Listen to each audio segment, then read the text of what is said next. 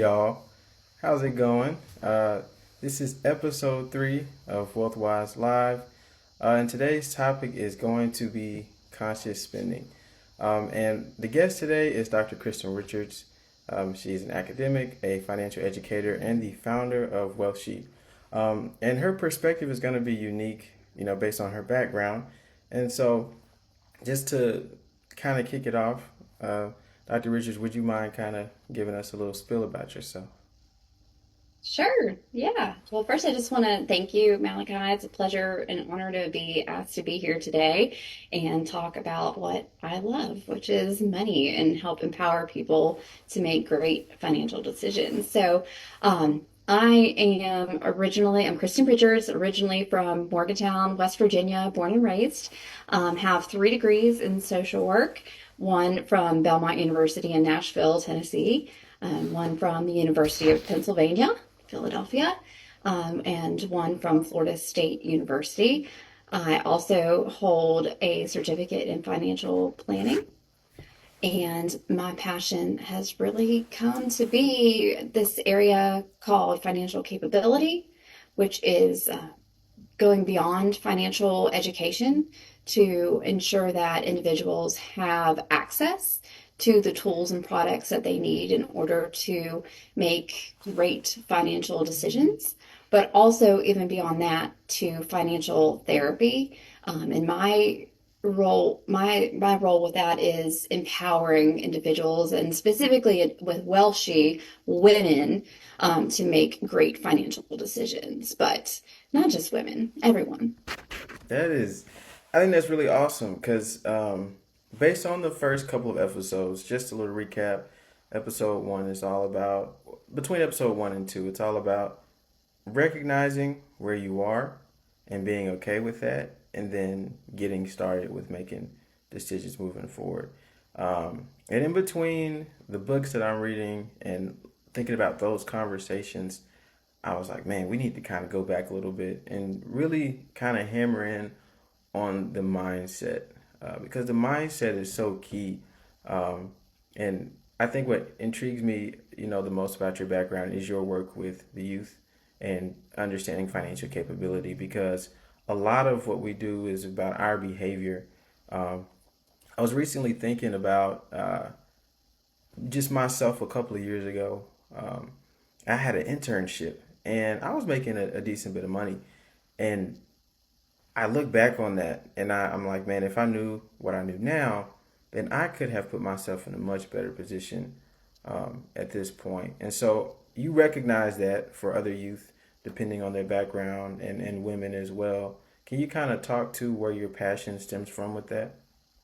Yeah, absolutely. Well, first I want to say, don't beat yourself up. I mean, you were doing an internship, and Right. the fact that you had a paid internship in college, fantastic. And you're just getting started on this incredible path. And one thing that I do is just try to drive home how it's important not to beat ourselves up over past financial decisions, because it's important to start where we are today, Hmm. with the information and the tools that we have right now to get on the pathway that aligns with what our financial goals are. So it sounds like you're headed in a great direction. But yeah, I have a lot of experience working with youth. Actually, one of the degrees I didn't mention was a minor in church, youth, and recreation ministry. But I spent a lot of time working with youth that were aging out of foster care. Also worked with youth in Washington, D.C. as a court-involved social worker, working with Child and Family Services in the D.C. area. Worked as a school social worker for several years as well. Worked in Philadelphia that with youth that were aging out of foster care, and I'm the oldest of 5. So my youngest brother was adopted from foster care, and Hmm.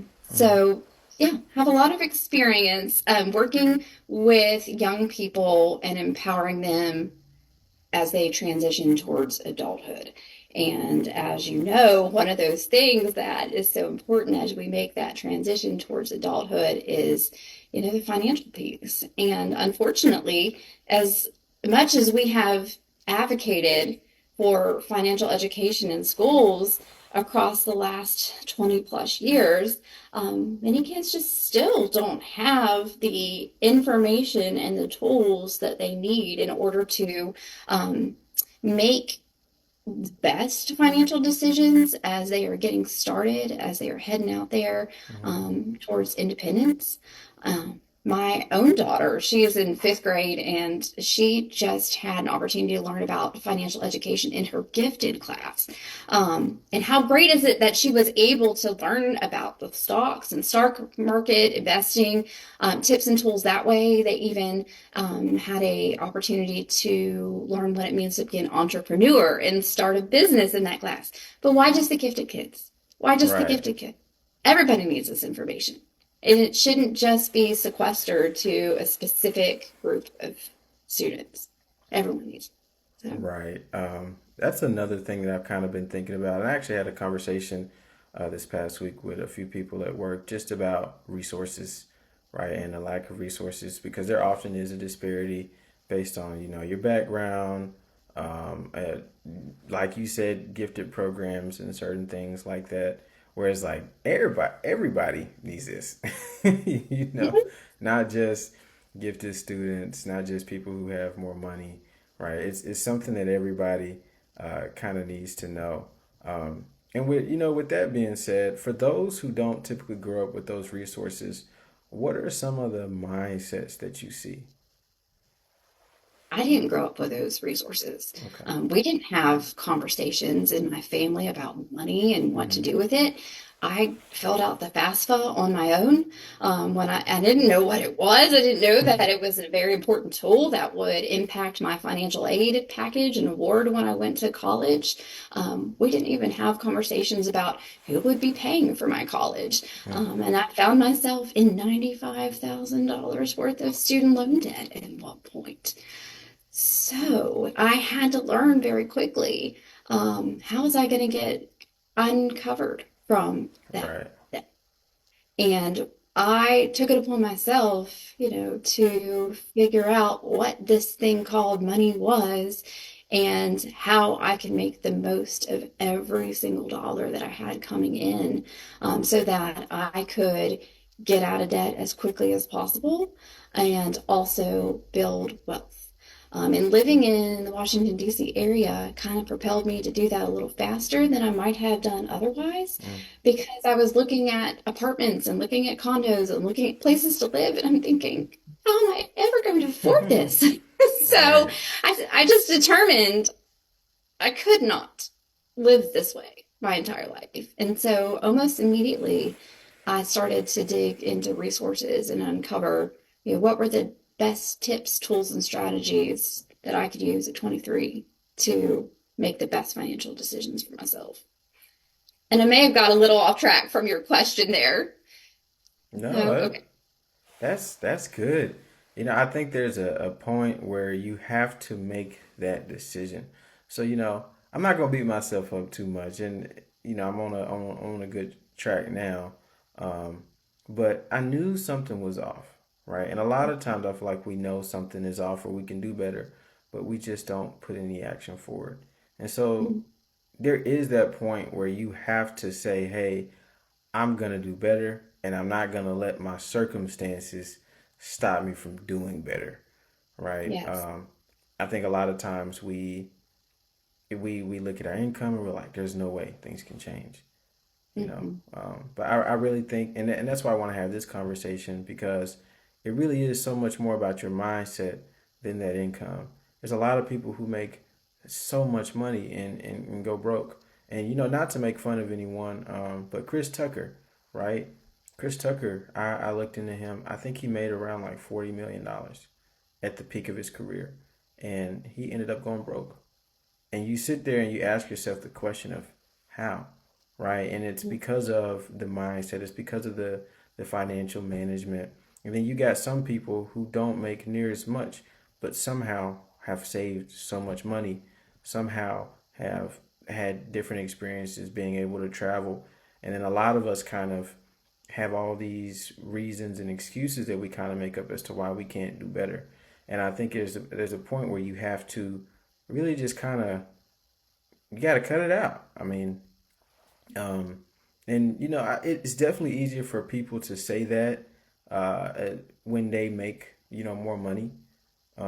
But as someone growing up where that was not the case, right?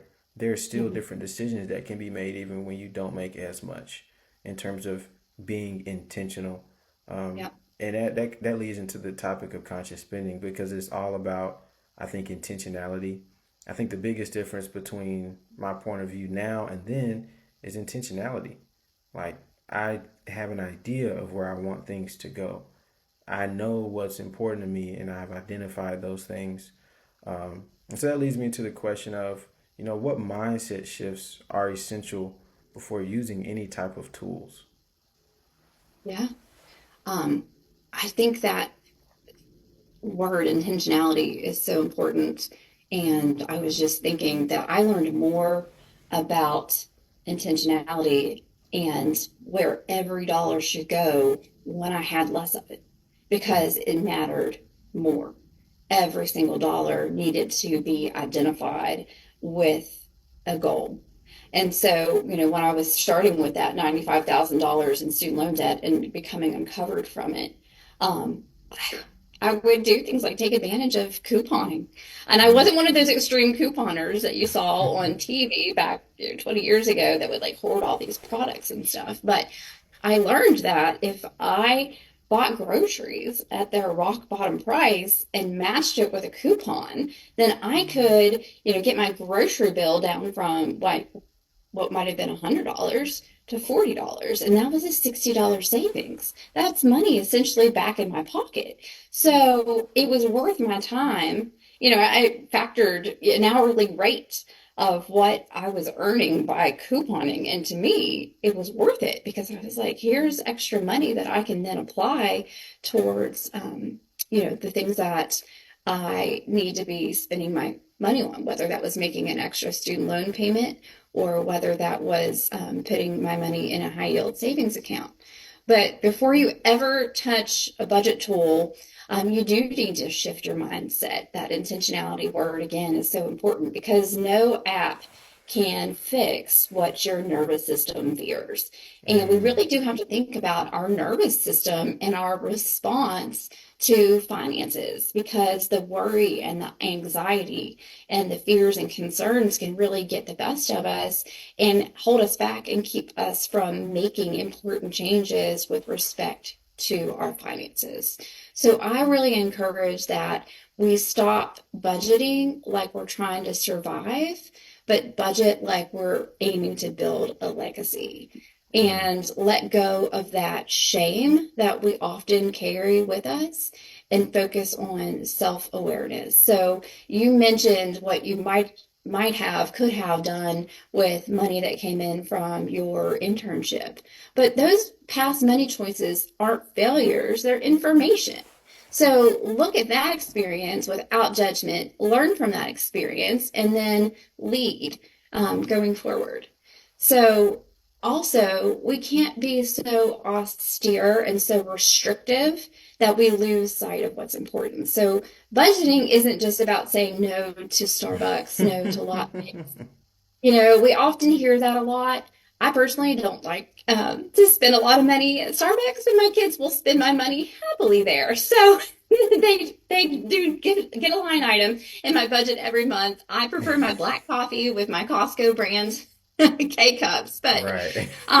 but it's about saying yes to what truly matters. So with respect to those lattes, seeing my kids smile and having a little treat where we can sit down at a table or a booth and talk about what's on their heart and in their minds, and what's important to them on a daily basis, like that's what matters. So we have to think about our peace, our freedom, and our goals. So Right. getting clear about that is essential to align our money with our values. That alignment, that's power. And we have to go from a place of silence. I think talking about money is still considered to be very taboo.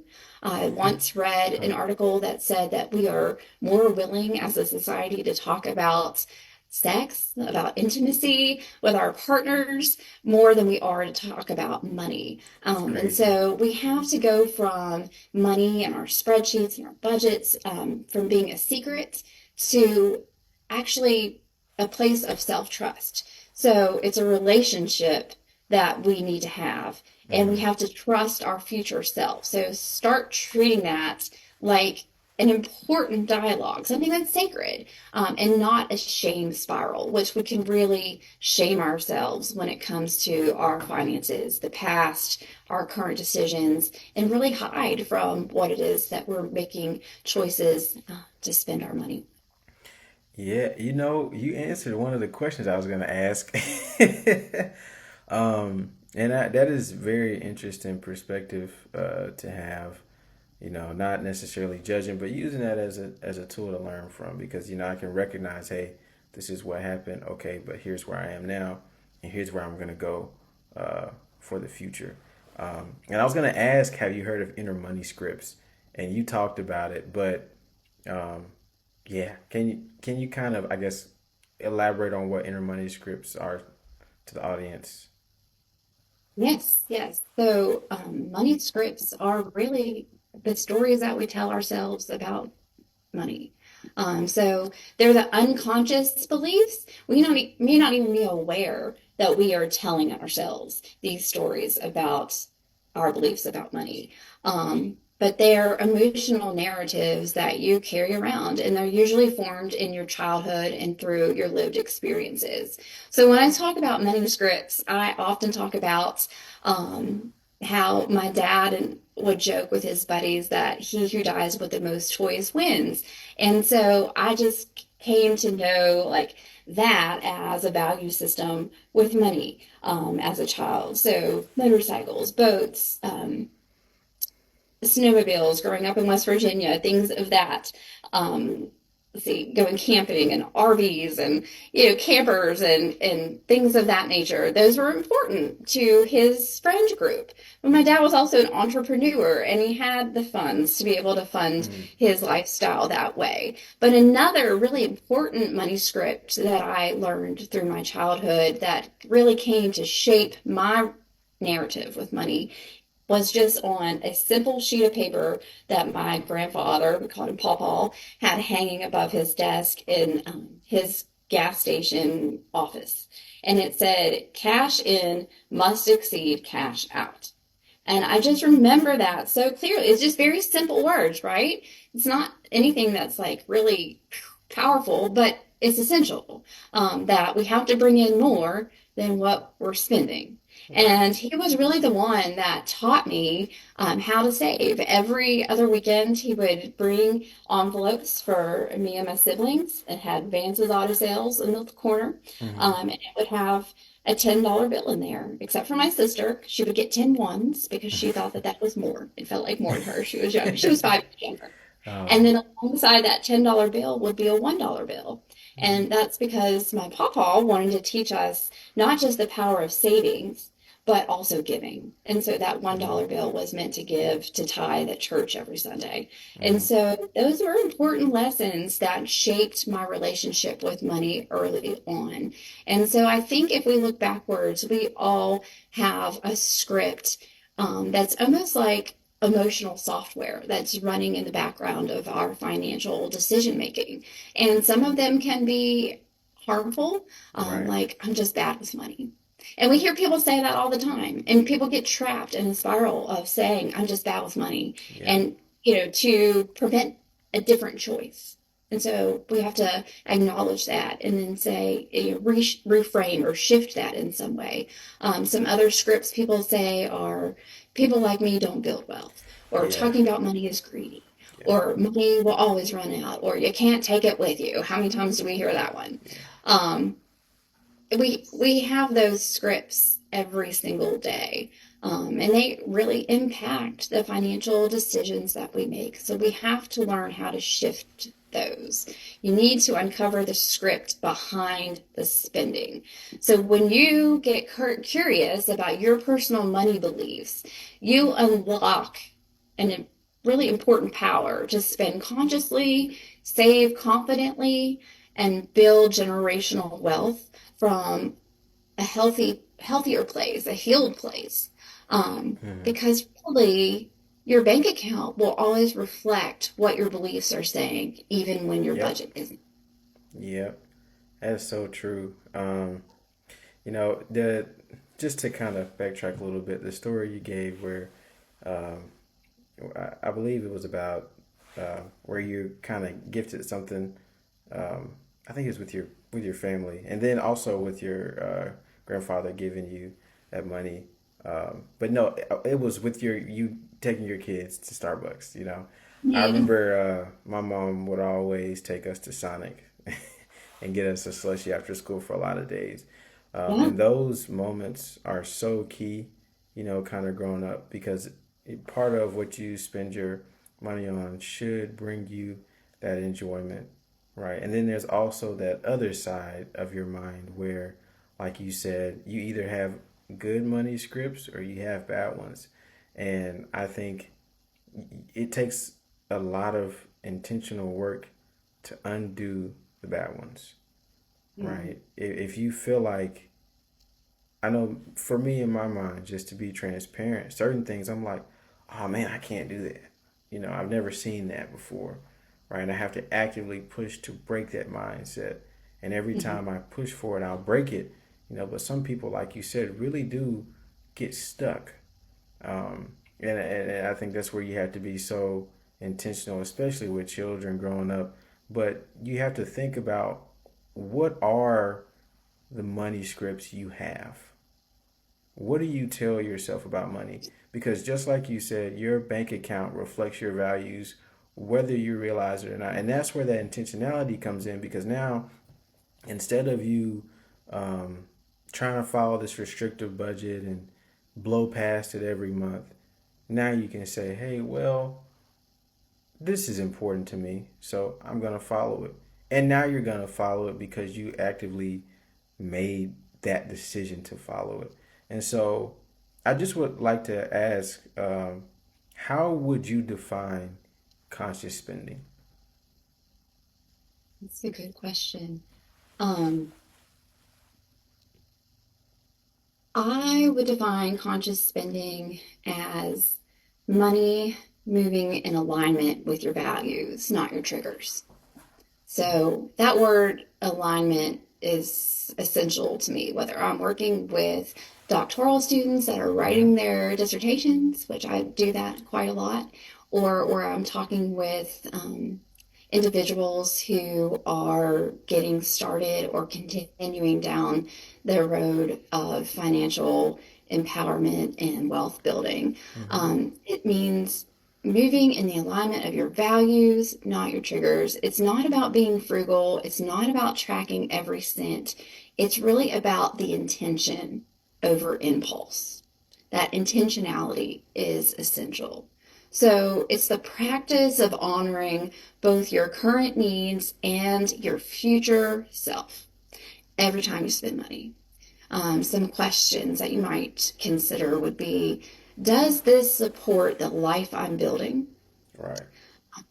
Is this rooted in peace or is it rooted in avoidance? And am I spending from alignment or am I expending from anxiety? So, when we're getting into conscious spending, it doesn't mean saying no to pleasure. It means saying yes to the things that actually matter and then releasing the rest without guilt. Right. Like taking your kids to get Sonic or taking them to get that coffee. Right. Absolutely. Those things And let are. me circle back to Sonic for a second. I didn't always have the money to afford taking them to Starbucks. So I would Mm, take them to Sonic because I think it was on Tuesdays or Thursdays they would have half price slushies or right. milkshakes or whatever. They would have happy hour and I could get it for $1.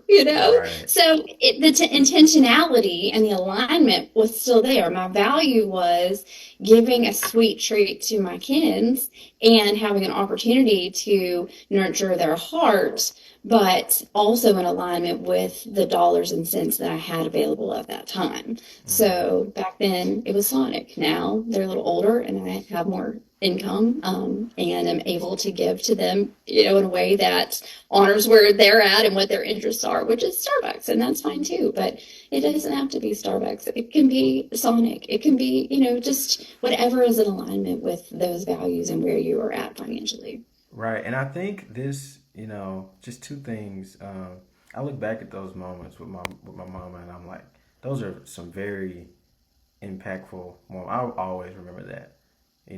As the Yeah. older I get, I'm never gonna forget going to Sonic because it's such an important thing, and I think that's the value of conscious spending because Mhm. now you're aligned with what's important to you, and so now you're kind of pushing past just money, but you're diving into your life and impacting and making a difference of what's important to you in your life.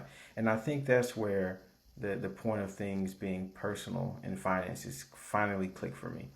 Because I Mhm. remember when I first started trying to dive into finances, I would initially be looking for like all these generic plans and what to do, but there's just nothing. And then I came to the conclusion, which was, the first episode that personal finance is personal. And I was still Mhm. kind of forming my understanding of that. But after hitting the topic of conscious spending, this is where I was like, okay, this is what makes it personal. Because simply what's important to me is not going to be important to you. Mhm. And that's what makes things different. That's what makes things challenging. I think that's where you have to dive into building certain skills that may not come um, naturally to you, and saying, "Hey, this is a life skill. This is a life skill. Uh, Mhm. this is not something I get to pick and choose to do.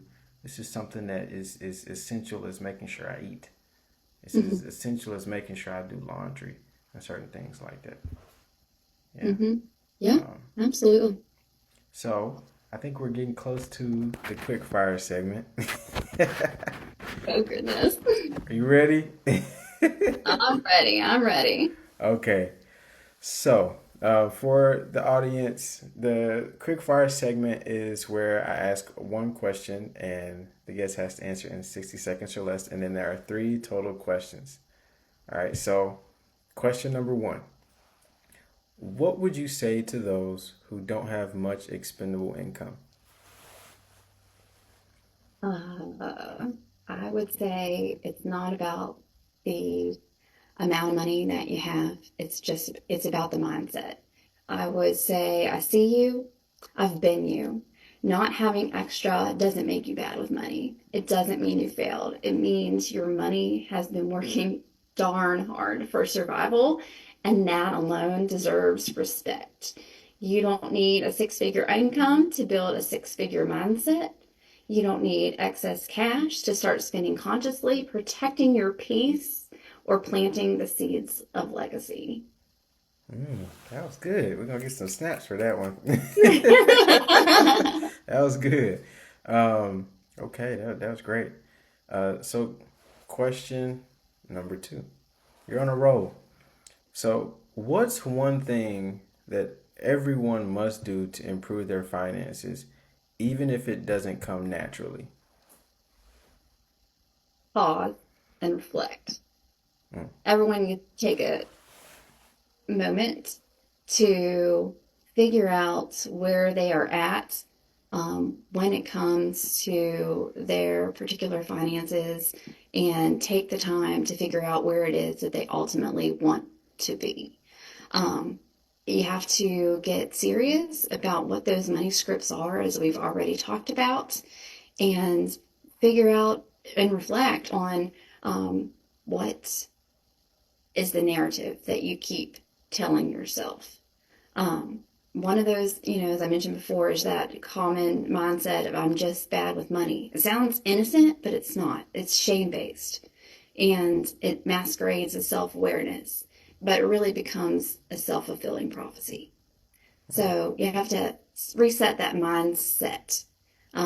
It can keep you in the victim seat instead of the leadership seat. mm, It justifies our avoidance and our impulsive financial decision making, and it blocks us from learning because why try if you're already bad? right. Um, so it's about the reframe. Instead of I'm bad, How about I wasn't taught, but I'm willing to learn? Mm. Life and death is in the power of the tongue. Mm. Everything you say makes an impact in your life. That's great. Um, okay. And then question number 3, final quickfire segment question. What's the most common mindset you see in people with poor finances? Mm. That's what I said before about I'm just bad with money. But when I had the most debt, when I had the smallest amount of income, I was able to get on top of that by saying, I'm just not there yet, but I know where I want to be. And that was powerful. Did it hurt? Yes. Did it mean that I had to make some hard decisions? Absolutely. Were those hard decisions always comfortable? No.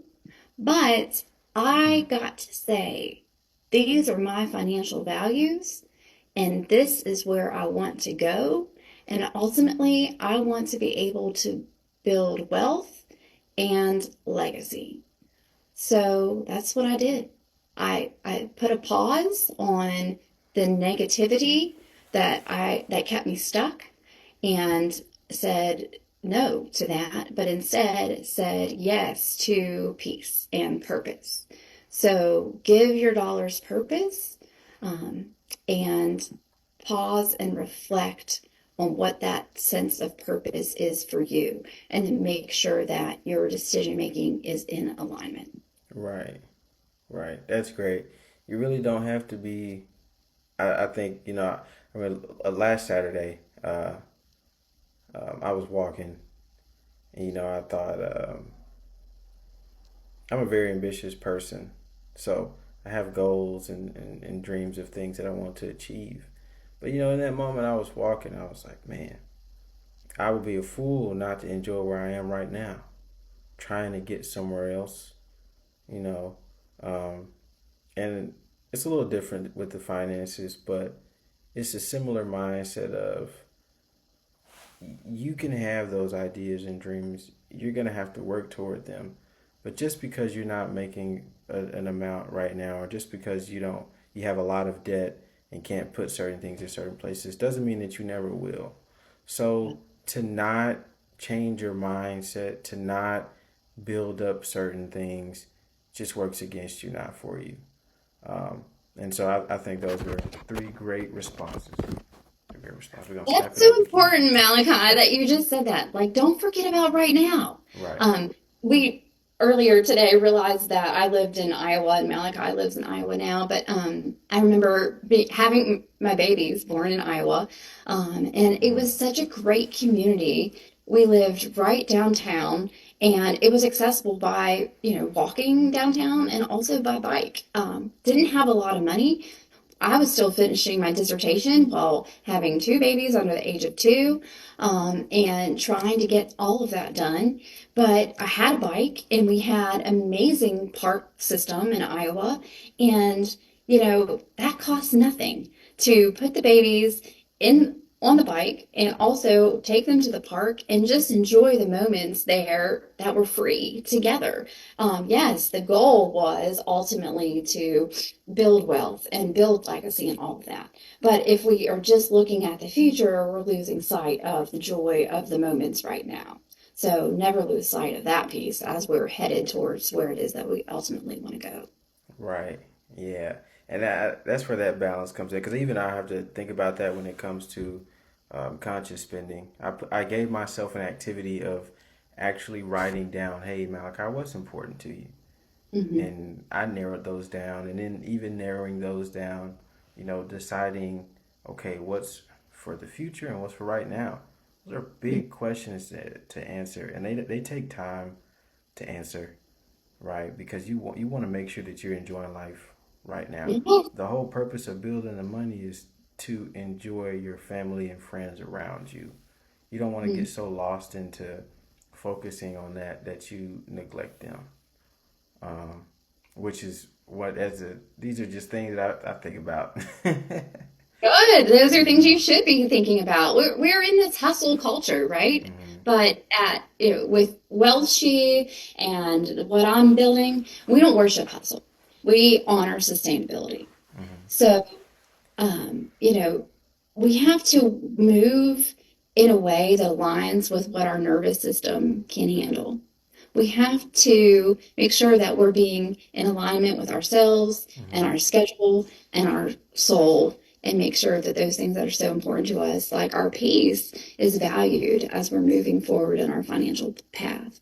It absolutely is. So, you know, moving forward, how does one actually put conscious spending into action? And would you say it's better to take baby steps or dive in aggressively? Mm. So I mentioned a moment ago about being aware of our nervous system and where we're at. So it's depends on the individual. Um, it's that pace that you individually can go that honors where you're at. So I think when we're talking about financial transformation, it doesn't come from intensity; it comes from consistency. Some people can dive headfirst into conscious spending and do a great job. Others need a slow build, and that's okay. It just depends on what season you are in. Are you in a season of survival? Are you in a season of expansion? So if your bandwidth is limited emotionally, mentally, financially, then small, steady steps will help you win that race. Those baby steps are powerful when they're consistent.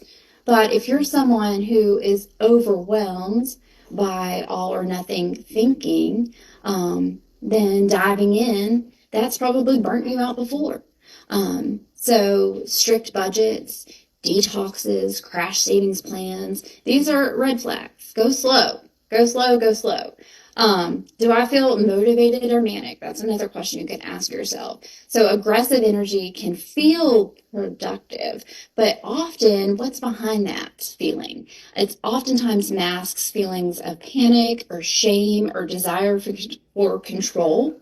But when we're focused on conscious spending, we have to be grounded in action, not emotional reactivity. So that's really important for us to consider.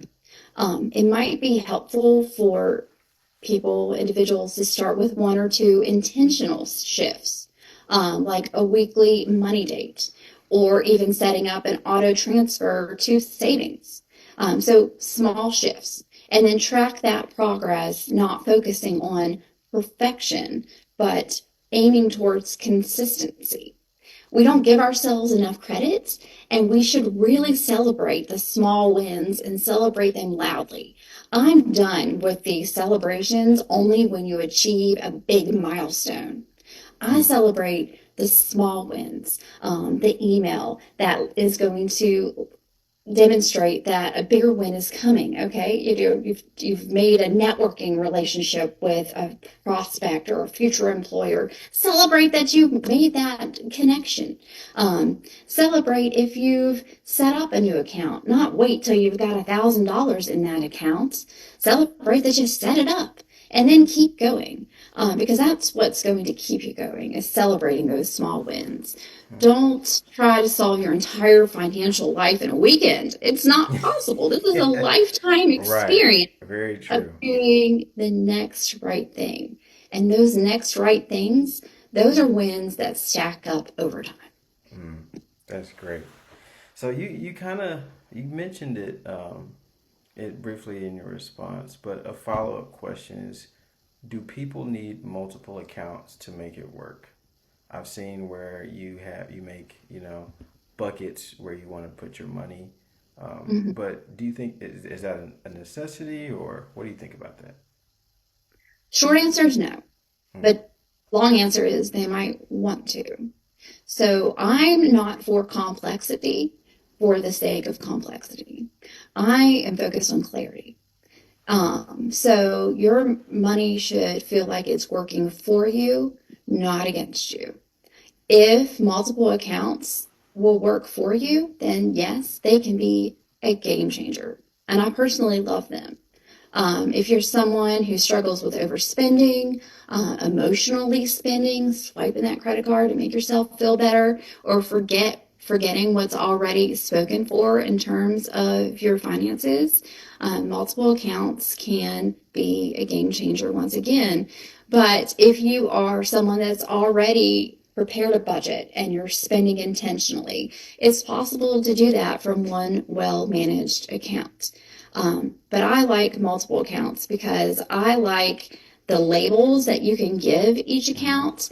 And I like to know exactly where my primary account is, where my discretionary account is, like my daily spending and my fun, and where my savings bucket is, and keep those separate so that mentally I've got those earmarked and automatically putting funds in, paying myself first based on those various accounts so that my money's working for me. And it's a visual separation as well. Awesome. Okay. Cool. So just make sure, depending on what works for you, add those accounts or keep it simple. Um, and so before we kind of pivot to another topic, the last question kind of in this realm is how would you say credit fits into conscious spending? I think credit is one of the most misunderstood tools in personal finance. Some are raised to fear it, some are misuse it, and some stay silent about it. There is a very well-known person in the financial education space who says you shouldn't have credit at all. And my take, however, is that credit isn't good or bad; it's powerful. So conscious spending means knowing how to wield that power and not avoid it or abuse it.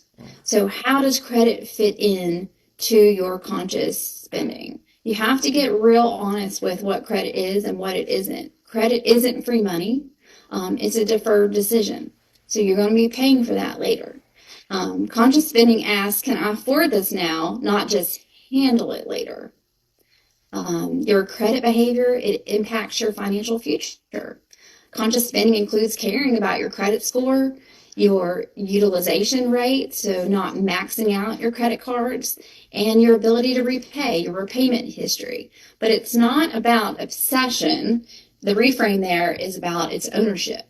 You have to know why you're using credit, um, to build your credit history, to earn rewards or points. Those can be very powerful as well. Strategic purchases that are planned, not emotional, but it's important not to use credit for avoiding emotions, making ends meet without a repayment plan, and especially not for impressing others. That is a poor use of credit. All right. So, is my credit use aligned with my values, or am I using it to escape my reality? That's an important question to ask yourself. Okay. Interesting. I was not expecting that. That's good to think about. I definitely have to make sure I listen back to this and consider that. Um, but before we get into the audience Q&A, I just have a couple more questions about the effects, the after effects of conscious spending. So for you personally, once it was implemented in your life, you took that time. What positive changes did you experience? Mentally, emotionally. hmm I'll just be honest. I tend to be a high strung, high anxiety individual. Hmm. And so what this did for me was invite more peace and calm into my life. I went from a sense of financial chaos and high anxiety and worry and even an inability to sleep sometimes, wondering where my money went, or feeling guilty every time I bought something, or feeling like I was never going to be able to achieve my financial goals, to a place of calm, knowing what is happening with my money. I was provided a sense of clarity that reduced that anxiety. So peace replaced panic, and that's so important. And then when you're purchases are in alignment with your goals, that regret, that sense of regret that can really drag us down, can begin to dissipate. So your money starts going toward what actually matters, not what numbs us, impresses, or distracts. You Hmm. start saying that was worth it and mean it, because you don't feel the guilt with every swipe, because you know the purchases you made were intentional and not accidental. Um, Right. and Okay. that consistency can grow as well. And ultimately, you develop a stronger financial identity. Hmm. Hmm. And so, kind of leaning off of that, what other benefits come from being intentional and consistent with your fund allocations? Mm-hmm. I think it gives your brain a relief from decision fatigue. We interact with money often hundreds of times a day. And so when you're very intentional, you don't have the unplanned swipe. You don't have the overdraft fee. You don't have the impulse buys over and over again. These end up adding up to micro stressors in our life. Mm. Okay. Instead, we are back in alignment with ourselves and with our finances. We're intentional with our spending instead of asking, where did it all go? That clarity is calming, and confusion can be really drowning. Mm. It lowers our financial anxiety. We can breathe again because we're not just bracing for impact. We recognize that we can't control everything, but we can lead our finances. When the rest of the world feels uncertain, got grief, job shifts, motherhood, burnout, having a conscious money plan can give us a real strong sense of agency that is really important as well. Um, we can spend with intention, and that's not about rigidity. It's about being rooted. It's about being grounded in our values, our goals. And when we're rooted and we're grounded in our goals, Mm. we can really begin healing all of the shame spirals, the guilt, the panic, the anxiety that we have felt regarding money in the past. And that really has an impact on our nervous system. When your money supports your nervous system, it doesn't attack it as much. And that's when real power, real peace, and real wealth begins. Yeah, stress is definitely something to keep in mind, especially when it comes to family and being able to support, maybe older family members or children. I can definitely see that paying off as far as Mm-hmm. making a plan, because now you can say, "Hey, I've got you." If you need something, I've got you. If I need something, I'm okay. Um, so I'm gonna open it up to an audience Q&A. Um, while we wait for some questions, I'm gonna read some of the comments that we have. So let's see. I think earlier when we were talking about Chris Tucker, um, Mr. Oliver Schnuzenberg said, "Look at pro football players and lottery winners as well." Yeah, I've seen a lot of, unfortunately, a lot of people, especially football players and lottery winners, make so much money and end up not having anything left, which is just so shocking to think about. But based off of some of my own personal decisions, it's not as shocking when you really think about it. You really can just kind of spend, and then that money is just gone. Especially when you're not trying to put it in tools that grow your money, like investments or savings accounts. Um, he also said that negative experiences are also an investment in your future. I can Mm-hmm. see that. Um, as yeah, I can definitely see that. For sure, especially when we pause and reflect about those negative experiences and learn from them. 100%. So I'm currently not seeing any questions so far, but would you say, have there been any plans that you've put together that didn't necessarily go how you expected them to go? and you kind of With had to. respect to, Oh yeah, just maybe like an account setup or trying to automate something or paying down debt where you kind of put a plan together and it maybe didn't go as planned and you had Mhm. to pivot. Um, I've noticed that some of this stuff is pretty iterative. It's not like a one time fix. You have to think about it and continue to change different things. Yeah. Well, nobody gets married thinking they're going to get divorced, right? Mm. So I would say a big shift in my life was divorce and being a single mom and trying to determine how that should shift for me financially and how I needed to structure my budget and how I needed to think about the present and caring for two young kids, but also think about the future. And there were a lot of sleepless nights of worry and concern about what that might look like. But that's when I really had to get serious with myself and also my money scripts. And instead of being rooted in negativity about all the things that I felt like I couldn't do as a single mom and the things I couldn't provide my kids as a single mom, I got serious about what it is that I could do as a single mom and the peace that I could bring into their life. And so, I took on a second job, and now I've been working, doing some things on the side for about 11 years, and it's turned into a passion for me. I mentioned I work with a lot of doctoral students, and so my kids, they've respected that I've done that because it's been a part of their life, their entire life. My oldest is 12, so that's all he's known is a mom working in the evenings after he goes to bed, working and mentoring doctoral students.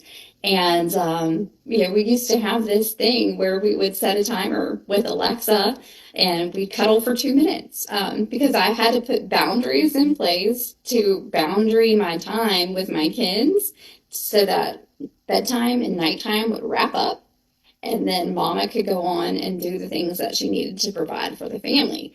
And I was real honest with the kids about this is what mom's doing. This is when you go to bed, mom is going to go work with these students and we're going to work on these things because ultimately it's going to be able to provide for us to do some of the fun stuff that we want to do as a family. And so we used to call it, saving for Disney. And we did go to Disney World ultimately. We don't call it that anymore. I still do this because it's what I love and it's turned into my passion of mentoring doctoral students. But because I was open and honest with them about the financial piece, they have been very open and honest with me about their thankfulness for how hard I've worked. And, even at 11 and 12 years old, they tell me all the time, Mom, you work so hard. You work so hard. Thank you for all you do. And a lot of kids don't talk like that. And so I feel like that's really come from, what a life of plans not working out Mm-hmm. led to a Three Musketeers lifestyle of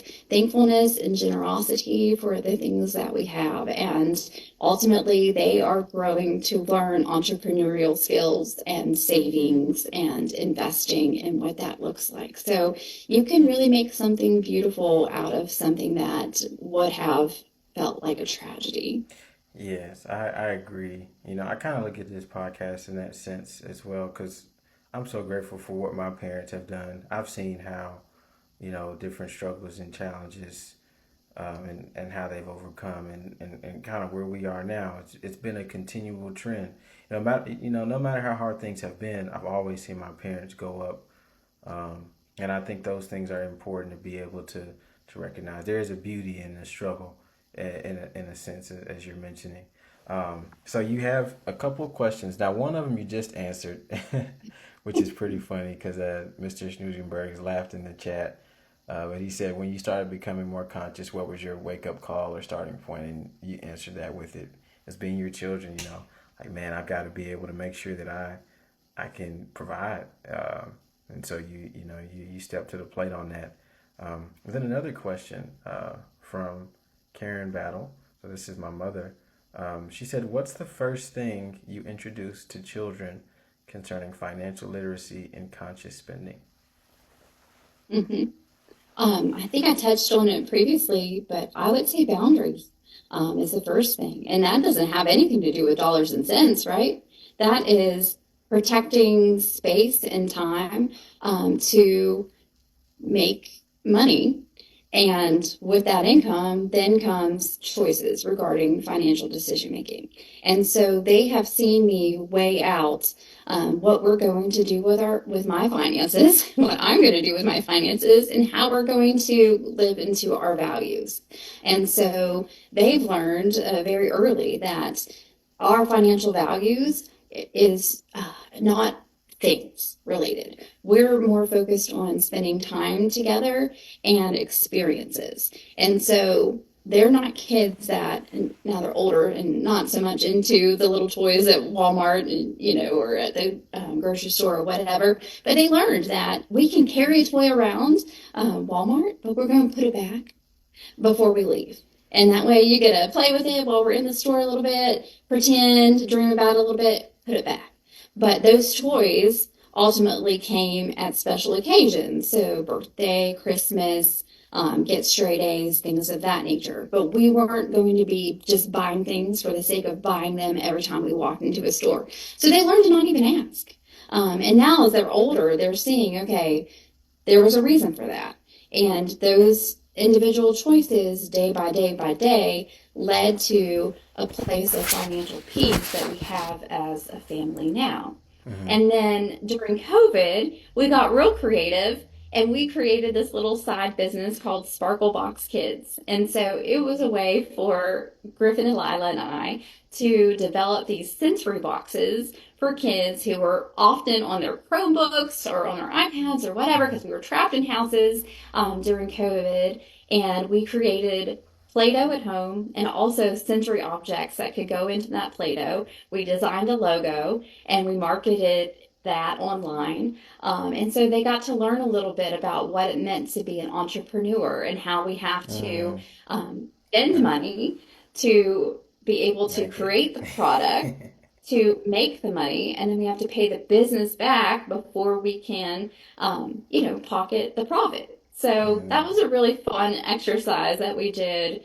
when they were about 6 or 7 years old. And so I mean, it was simple. We did it for about 6 months or whatnot, and they really enjoyed it. They got really invested in that. And then we would go out in the community and deliver, drop it on people's doorsteps, and they just got joy out of that.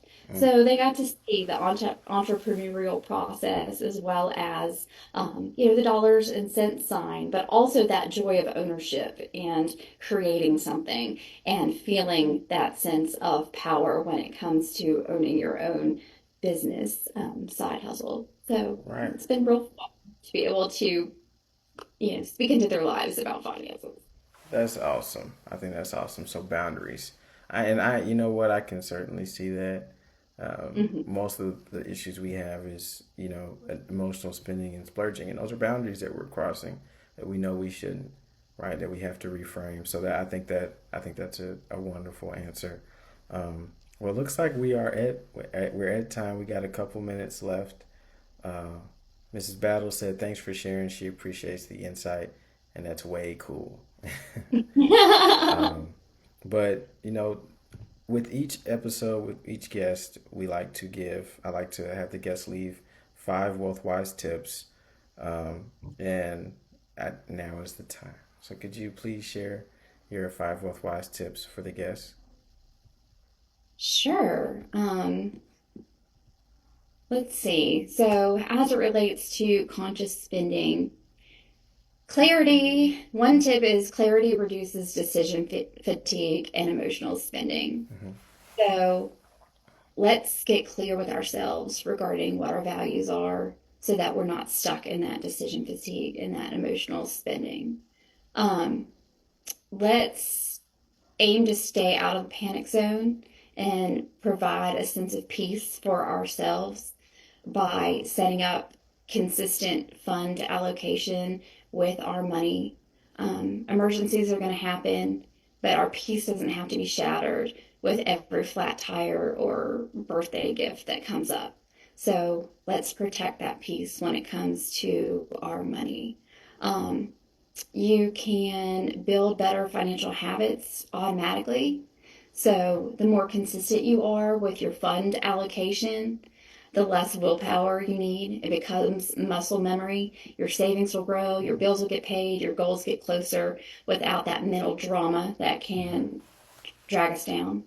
Um, Start trusting yourself. This is huge. So when you follow through on your money plans consistently, you build self-trust, and that spills over into everything.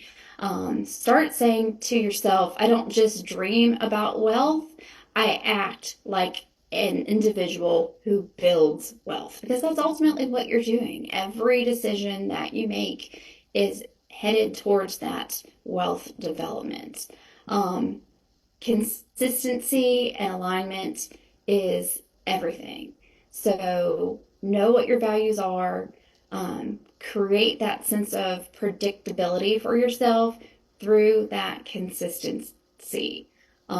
Especially if you've lived in financial instability, that can be deeply healing. So stop bracing for chaos and start relaxing into sufficiency. So Awesome. I hope Awesome. that's helpful Thank you. to your viewers. Yes, that's definitely helpful. It certainly is helpful to me. And so I just want to, before we end off the episode, one, thank you for your time, Dr. Richards. It's been awesome to get to hear your story and to see your perspective. Um, just as someone who's young and seeing that, especially with you being a single mom, all the work that you're doing. So you're doing great. I really appreciate what I learned. Hopefully, the viewers would say the same as well. For the viewers, as always, I appreciate you all getting on. Let's continue to take this journey together, and make sure to save the video, share it, and follow the page, especially if you think this could benefit somebody, because that's what this is all about. I'm here to learn, and I'm here to share what I'm learning with everyone else. So, as always, till next time. It's been a pleasure, Malachi. Thank you.